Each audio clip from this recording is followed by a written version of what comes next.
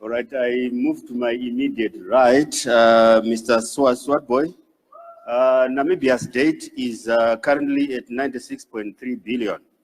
In 2014-2015, it was at 35.9. What is the best way of managing debt? Well, thank you very much. Good evening to everybody, and I thank the Eagle FM radio station for having taken up the initiative to host this important debate. This is how you build democracy and deepen the understanding of what a true and genuine constitutional democracy looks like.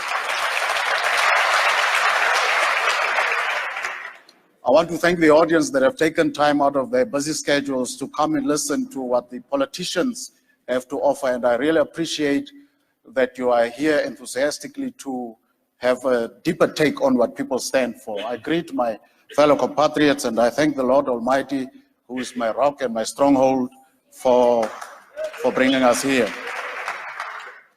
The question that you have asked is a very important question, and part of that question is structured in the narrative of a fundamental inability of political leaders, particularly those in Swartbooi, to understand how a country is run and how an economy is run. Debt has spiraled out of control. It is about over half of the GDP. Deficits have run out of control. And part of that is that they were spending as if there is no tomorrow. Honorable Kavikatora spoke about the investment in TPEC, 14 billion thrown away. If you today look at any project with the scale of TPEC, you would wonder where are the strong companies that were created, that will be sustainable, that will take further the construction enterprise in this republic. None exist because the investment went to briefcase companies. You look at mass housing, the same challenges. So the spending priorities of the government were wrong, and consistently borrowing had to be done to finance this type of irresponsible and reckless spending. You now have a challenge as part of the question that you're asking, that the government wants to constantly keep on with austerity measures. Schledwein keeps on cutting spending, but you don't just cut during a time of economic depression. You have to cut, measure your expenses, reduce the expenses. And so in a way, while we have this crisis about the debt that has spiraled out of control, it offers the biggest opportunity for the country to restructure the state, including state-owned enterprises. How would we address it? First, we would do an audit to understand whether we really need the number of civil servants in this country. And would have to, for instance, look at whether we cannot retire people at the age of 55 so that they can go home, get their pensions, spend their pensions within the broad economy. What you have is that part of the debt is spiraling out of control because you have a heavy salary wage bill, which is about 60% of what government has every year. You need to reduce the wage bill so you release resources that you can invest in the development budget as well as in social sectors that will eventually transform the status of young people, of the elderly, of our children, and the total productive sectors in the economy. So what we will be doing is not only to go into austerity, but also to look at deeper structural reforms within the economy. There is a deep structural bottleneck in the economy, high unemployment of young people. Whether you have a degree or not today, you are at the risk of never getting a job. SMEs that are not being funded. Many young people, and I remember yesterday I was speaking to a young man, Brenton Webe, from Swartbooi. Last week I was speaking to a young man, Hafeni from Oshakati. How they have tried in their lives to get funding for SMEs. Great business ideas, great spirit, great mind, great energy, but they could not get the funding to build a better life for themselves. So we have to look at that bottleneck. SME funding, funding for startups. If you look today at our structure within both the DBN or the Agribank or any other bank, there is no funding for startups for young people that are the backbone of carrying this country's economy forward, building jobs, creating new innovations, creating opportunities for other fellow young people, buying their houses, settling well in with their families, and creating a prosperous society. They just don't get the fighting chance in this country under this system to live meaningful lives. So innovation for young people, That is what we're looking at. And as part of the adjustment and state restructuring processes, we'll have to look at helping the very poor, because when you go into austerity, as Swartbooi has done, you risk undermining the poor who can literally die of starvation. We have just had statistics today that even the IMF agrees with us that you have 180,000 children under the funding of the government. We are proposing that you can lift that number to 360,000 and double what you spend on the children. Why? So that you can fight the question of malnutrition.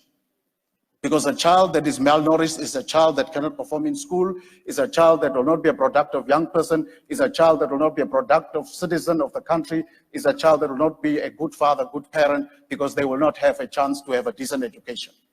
What else do we need to do? What is important is to cut the number of ministries. We have proposed 12 ministries. It's important. It matters. We have to reduce the ministries from the top downward. We have said governors, deputy ministers, they are not important. How do we further manage this debt and in fact reduce it? We have said non-performing parastatals, we will go directly to liquidate these parastatals because we do not have time or the luxury of additional spending resources to eventually keep them alive. If we don't find a partner, we liquidate. Road Fund Administration, Transnamib, you look at Air Namibia and many other companies. You have to liquidate, but on a very responsible basis without injuring the workers that are not to blame for the malfeasance and the mismanagement by the incompetent administrators that have been appointed. What else are you going to do? You'll have to look at bringing in people in the market. One of the important things that we're looking at is to open up the red line in a responsible, sustainable, and productive way in a multilateral arranged countries like Angola and Zambia, so that our people in the northern communal areas are able to provide their families with a better life so that they can have the livestock exported in a responsible way without hurting the economy of the animals south of the red line. How do you further do it? You invest in a massive reskilling of young people. If I can give you an example, from 95 to last year, statistics inform us that young people that were dropped out of the system for allegedly failing grade 10 are about 250,000. 250,000 young Namibians, 30 years old, 35, 37 years old. They are unskilled. They've never gotten a chance in life to do anything extra to reskill themselves. We are saying, as part of the adjustment of the structure of the economy and to unleash the immense potential of our people, we need to retool those young people, give them a chance through vocational training. What is our target? 10,000 people per year, so that we get these young people into the system, make them productive. Because one of the additional bottlenecks we have in this country is an immensely low labor productivity because you don't have the necessary skills within the system. Why? Because you have dumped so many of your young people for what is allegedly a failure of grade 10.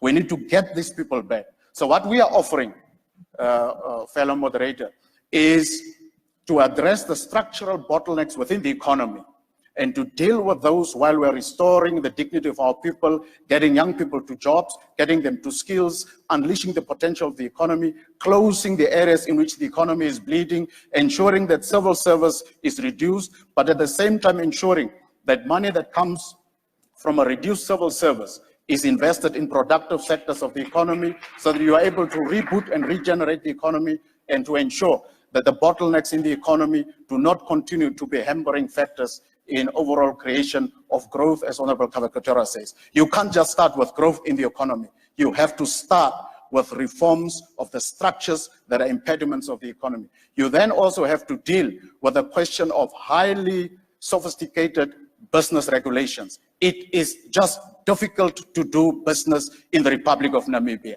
You've got to deal with that. You've got to make it easier.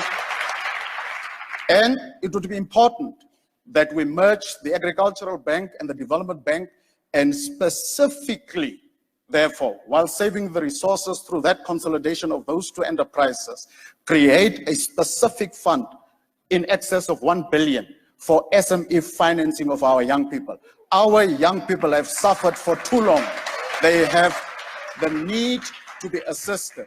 It cannot just be about political campaigning. It is a real issue in which the young person from Oluno, the young person from Khobabas, the young person from Katimamululo, or from Okalongo, or from Okongo, or from Vukalo, or from Wolfish Bay, or from Tes, or from any other village. It's time that the focus is on the youth of this country in a real sense to ensure that our country can move forward. If we don't do it now, it will be too late to liberate our young people from the scourge of poverty. The cyclic returns of generational poverty has hit our people very hard. You will have to then, as part of dealing with the unleashing of the potential of our people and reducing the debt, begin to give assets to black people. Thank you so much. Thank you very much. Thank you.